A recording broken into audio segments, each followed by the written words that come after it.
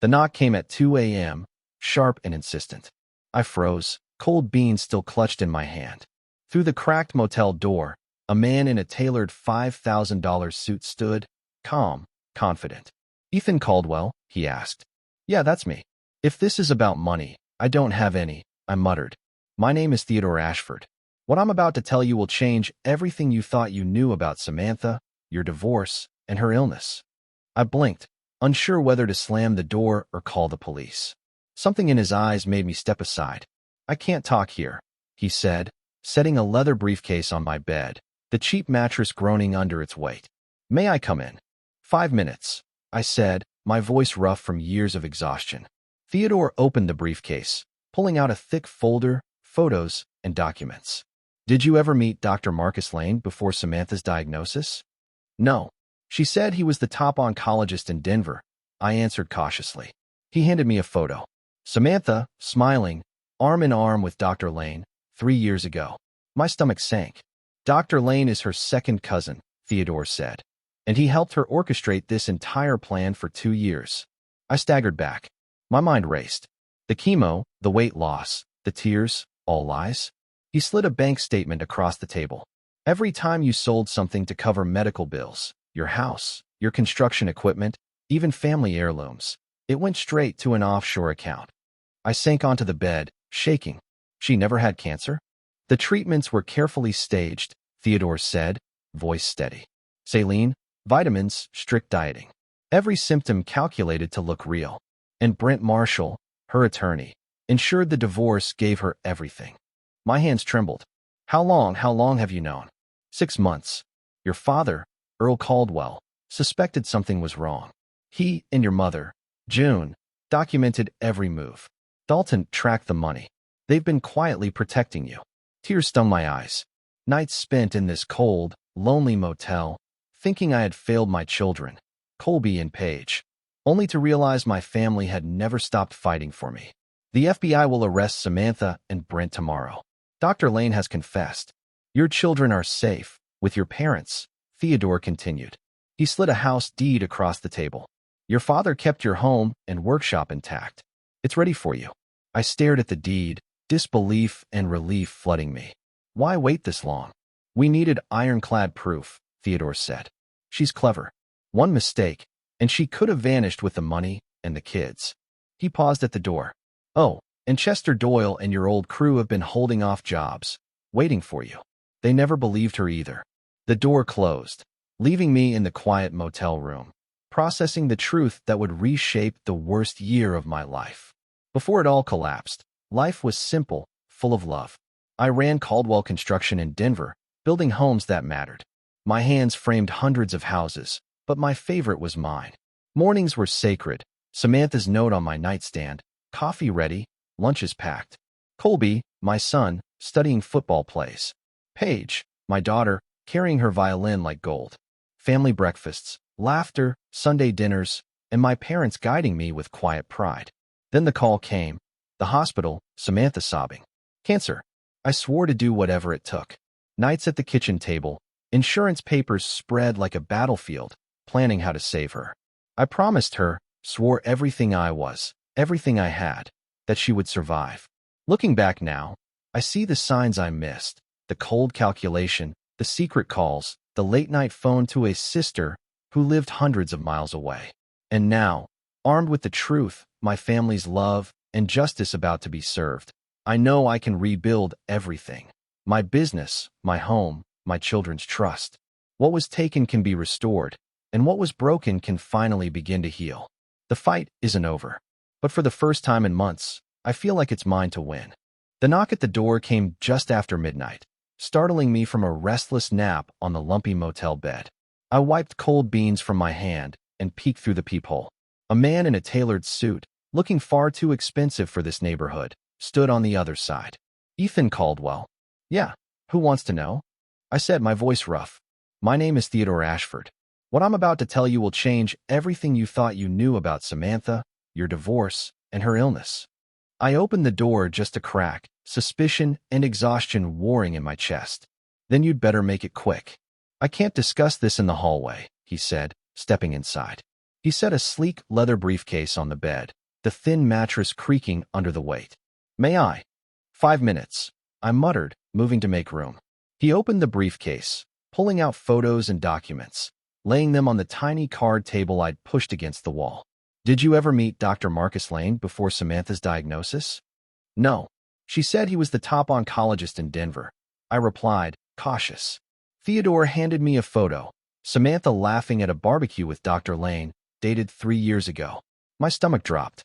"Dr. Lane is her second cousin," Theodore said. "He's been helping her orchestrate this entire scheme for the past 2 years." I staggered back. "That's impossible." I saw her suffering, the chemo, the weight loss, the fear in her eyes. "All carefully staged," he said. "Every detail calculated. And Brent Marshall, her attorney, ensured the divorce gave her everything. Even the children."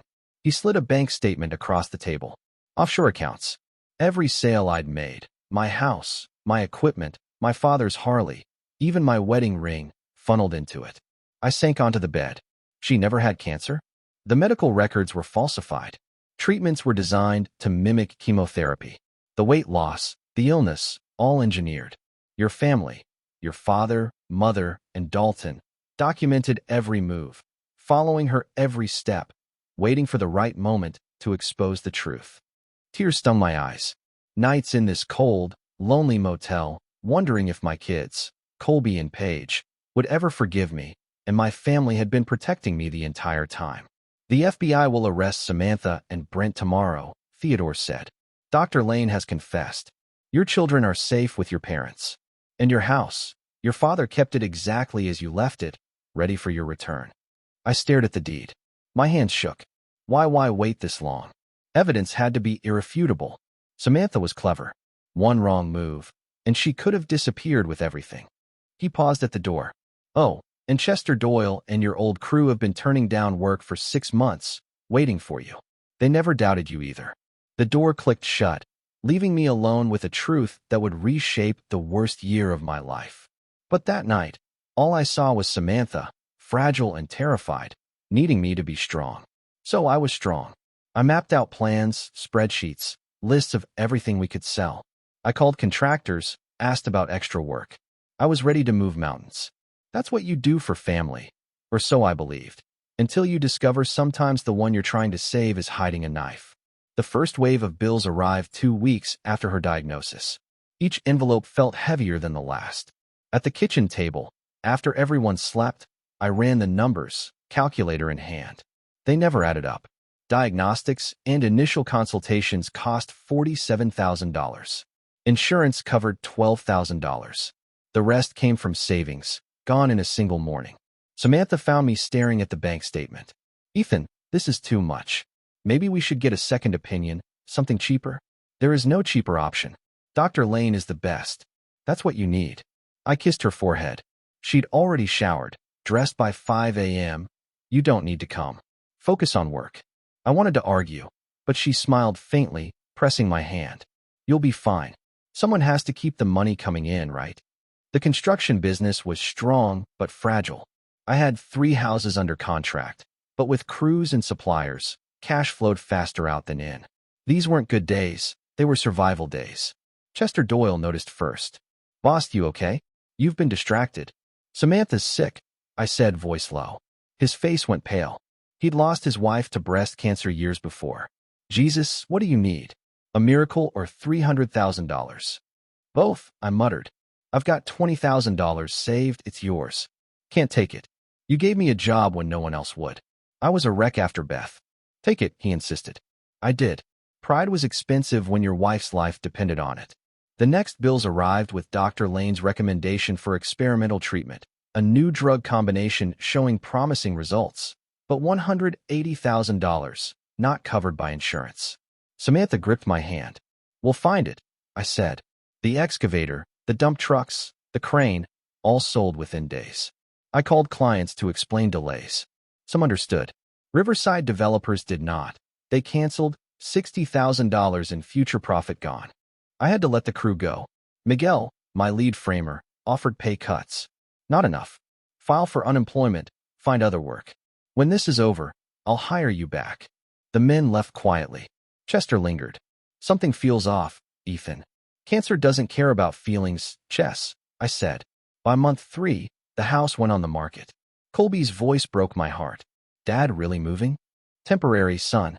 When Mom gets better, we'll rebuild. A better house. I don't want better. I want this one. The house sold in 2 weeks. For $120,000. After mortgage, $300,000 went straight to treatment. We moved into a small 2-bedroom downtown apartment. Paige shared a room with Colby. She didn't complain, but I heard her crying through thin walls. My father came one evening. Ethan, this has gone far enough. Let us help. I refused. I wanted to protect their retirement. Pride blinded me. Looking back, I wish I'd accepted. It could have saved more than money. The wedding ring was the last to go, the symbol of my promise, sold at a pawn shop for $15,000, combined with the Harley sale to cover another month of treatment. Meanwhile, Samantha improved. Tumors shrank. Remission was near. But something inside me stirred unease. Dalton pulled me aside at Sunday dinner. Ethan, something's off. She's different. I couldn't see it yet. Exhaustion, relief, love. Too many emotions to notice the growing distance. 6 weeks after her final scan, I came home from day labor to find suitcases in the bedroom. Samantha packed with cold precision. Where are we going? I asked.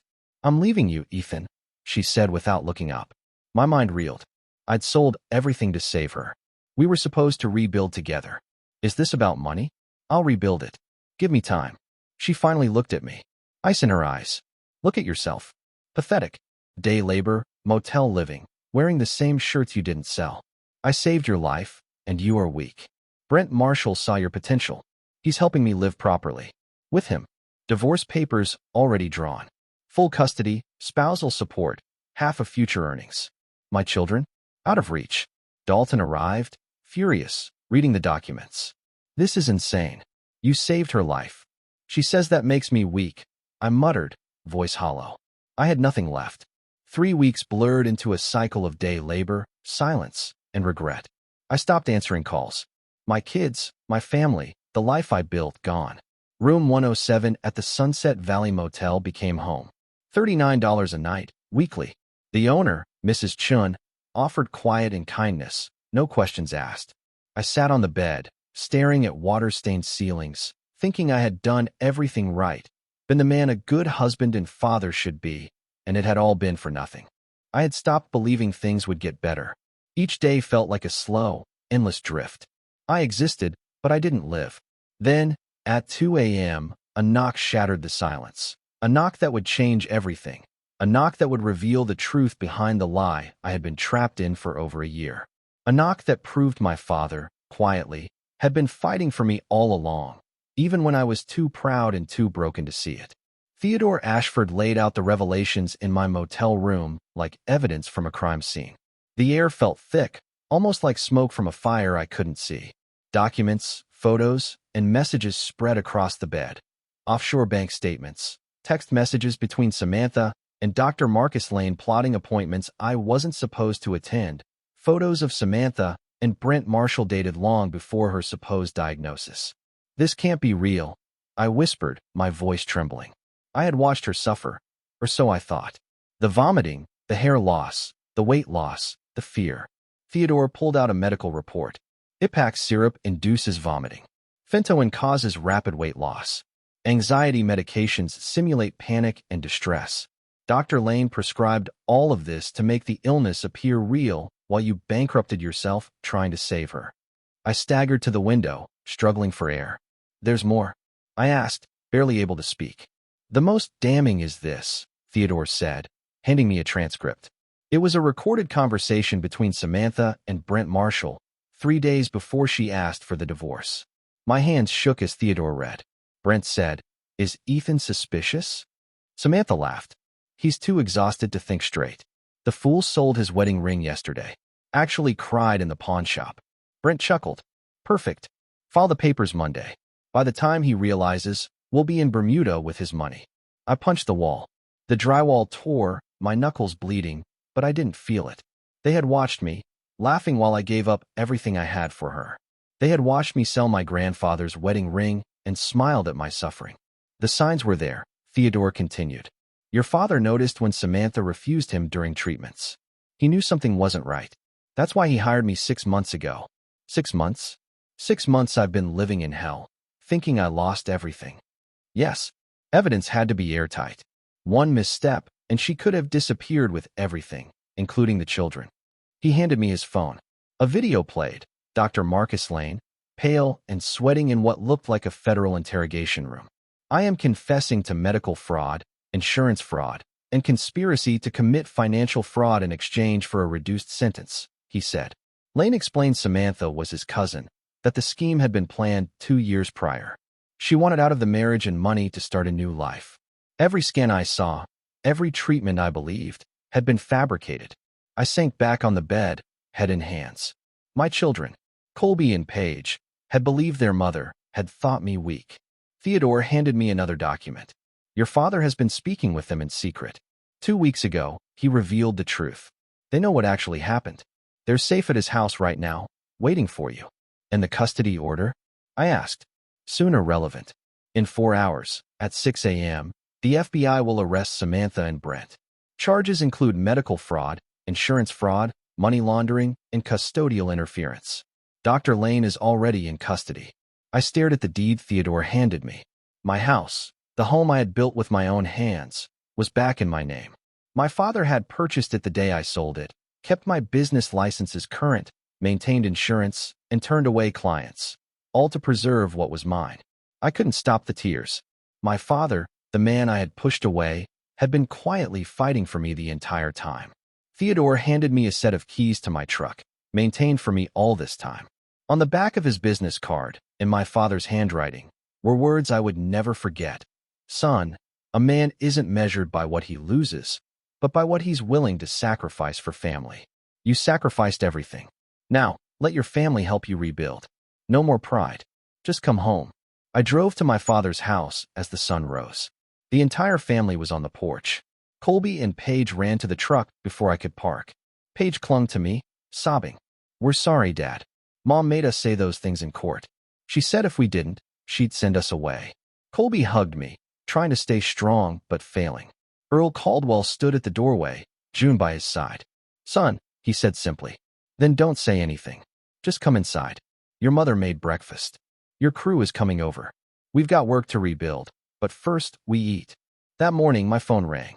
Agent Sarah Coleman, FBI. Samantha and Brent were in custody. Restitution frozen. Justice was happening. My mother cried. Dalton punched the air. My father nodded. Now, we rebuild, he said quietly. 6 months later, I stood in my rebuilt workshop, hands tracing the familiar workbench where Colby and I had first learned to measure and hammer together. Samantha had 12 years in federal prison awaiting her. Brent had 15. Dr. Lane had 8 and had lost his license. The recovered funds partially rebuilt my business, but it wasn't about the money. It was about moments like now, with Colby and Paige crafting a bookshelf for their grandmother. Dad, Paige asked, sanding a board. How do you trust anyone after what Mom did? I thought carefully. Grandpa Earl taught me. Trust, but verify. Love should include trust, but never blind it. Real love protects while it trusts. Colby looked up. Do you hate her? No, I said. Hate would mean she still has power. I feel sorry for her. She had a family who loved her, and she threw it away for money. Now she'll have time to think about it. My strength isn't in what I own. It's in what I was willing to risk for family. Chester Doyle entered with coffee and donuts. The crew had returned, stronger than ever. Projects restarted. Mrs. Patterson waited, willing to wait for my expertise alone. My father appeared in the doorway, still checking my work. Looking good, son. Though that corner joint could be tighter. Perfect. Keeps you sharp. Piper asked about Theodore Ashford's card on my desk. I reread my father's note. The man wanted me to help others avoid the trap I fell into. I would eventually. Lunch was ready, the house buzzing with life, laughter, arguments over football. Watching my children play on the driveway hoop I'd installed 15 years ago, I realized something vital. The key to survival wasn't avoiding pain. It was the people who refused to let you stay down. The motel key from room 107 hung on a hook in my workshop, a reminder that rock bottom wasn't the end. It was the foundation for rebuilding. 2 weeks ago, Theodore connected me to a man whose wife's illness seemed suspicious. I uncovered 3 inconsistencies in her medical documents, preventing another family from being destroyed. Colby recently wrote an essay about heroes. He wrote about his grandfather, who quietly fought to protect me, and about me, who gave everything for love, even when that love was a lie. But mostly, he wrote about those who see you at your lowest and say, "Get up. We're not done yet." Spring concert came. Piper's solo reminded me of what Samantha would miss behind bars. I thought about second chances, grace, fathers who fight silently, and the difference between being broken and being broken open. That knock in the motel wasn't just truth. It was life refusing to let me give up. My father's love, in a suit with evidence in hand, reminded me that family isn't blood or marriage certificates. It's who shows up when you're eating cold beans in a motel room and says, "Time to come home, son. We've got work to do." I am Ethan Caldwell, a father, a son, a builder, a survivor of betrayal. I'm still here, still building, still trusting, but verifying, still teaching my children that real strength is measured not by what you own, but by the people who refuse to let you stay down. And sometimes, those people are your family, your friends, or even yourself. Rock bottom isn't the end. It's the foundation. And if you've been betrayed, abandoned, or broken, there are hands reaching for you. Take them. Build again. Trust, verify, and never forget. True love rebuilds you one piece at a time.